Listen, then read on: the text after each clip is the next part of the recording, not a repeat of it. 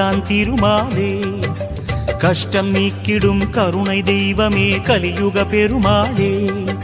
காலம் காலமாய் காவல் தந்திடும் கோகுல திருமாலே.